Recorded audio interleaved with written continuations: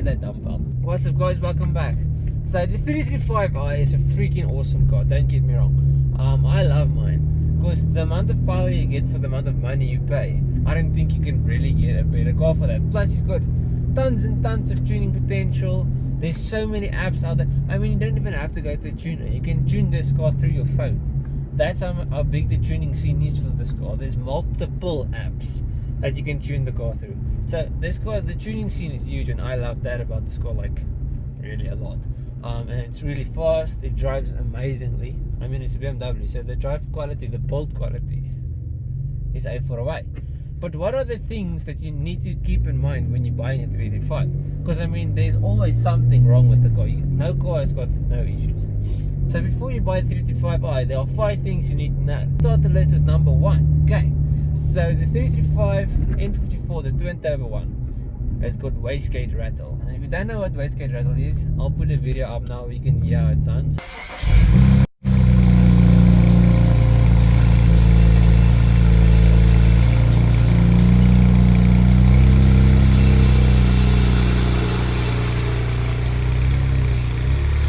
Now that sound, I mean, if you go to, let's say you go to a car meet with your brand new 335 and you start it and it makes that noise, it's not the greatest feeling, because I mean, you just bought the 335, it's 3-liter twin turbo V6 and it sounds like it's got bits of metal rattling around in the car.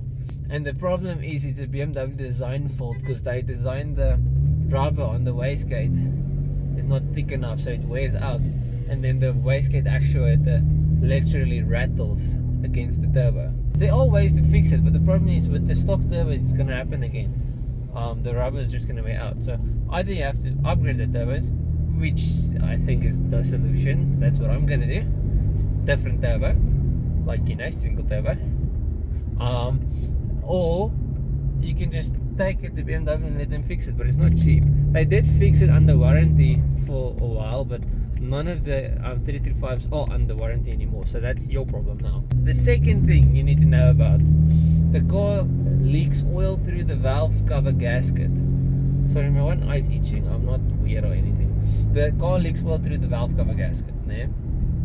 Now what makes this worse than a normal leak, now any leak is shit, don't get me wrong. If your car leaks oil, it's crap. But the problem with the valve cover gasket oil leak, and it's something that happens quite often, so you have to fix it a few times. It's not so often, it takes a few thousand Ks, but I mean, it happens more often than you would like. Let me put it that way. So the valve cover gasket oil leak, the biggest problem with it is when the oil leaks out, it's not a lot that leaks out, it's just a little bit, but it drips on top of the heat shield and then it burns. So when you get out of the car, you get this awful burning oil smell, and then you look underneath the car and there's no oil. So you like when I first smelled the oil, I was starting to get worried, like, where the hell is this burning coming from?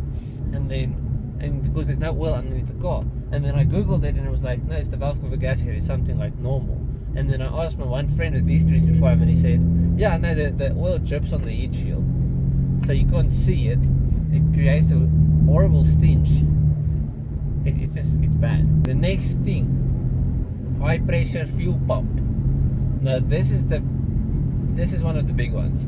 It's not a cheap part, they're quite expensive, the high pressure fuel pump, and they last around 120,000 Ks on average. So they don't last, that's just how it is, they tend to break. And when your high pressure fuel pump goes, your engine doesn't get fuel, which means you can't drive the car at all. Yeah, so it's an expensive part, it does go, there's nothing you can do about it, it's gonna go eventually, and when it goes, you're not going to be able to start the car, the car's not going to get any fuel. So yeah, when that one goes, it's a lot of money, you don't have a choice, you've got to fix it.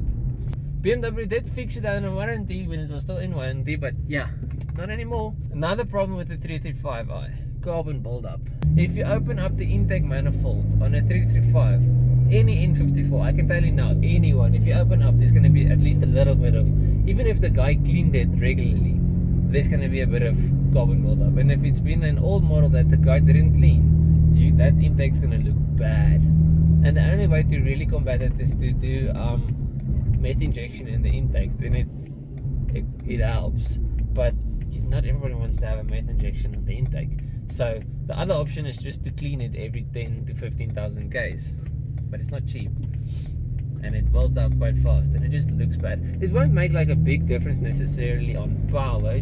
It's gonna make a bit of a difference probably, but it's just for longevity of the engine, it's better to have it cleaned. So the last thing, the heater breaks. I don't know why. I know a few people with the N54 335, and none of our heaters work. Mine doesn't work, his doesn't work, the other guy's one doesn't work either, and I don't even know why. Like, the heater just doesn't work. I don't know what went wrong. I don't think it's something that should break, but it's broken. The heater is not supposed to break, not often at least. But anyways, if this video was informative, leave a like and subscribe to the YouTube channel for more 335 content. We're gonna do a single turbo very soon. I already bought the turbo. This GT35 with the billet internal 63.5 inner. Well, the front one of the compressor is 63.5 to 82, and then the rear turbine is a 67mm. So it's not the biggest turbo, but it's gonna make good power. I'm aiming for like 550 on pump fuel, or 95, and then we're gonna do a meth injection for race use. Then it's gonna be like a fast, eh? Anyways, check you in the next one. Leave a like and subscribe for more car and bike content. There's bike content as well. If you like bikes, go check these Ducati and Honda videos as well. Okay, see you in the next one, eh? Cheers. Pulling up, shut it down when I'm pulling up. Come around when I'm pulling up. In my town and I'm pulling up.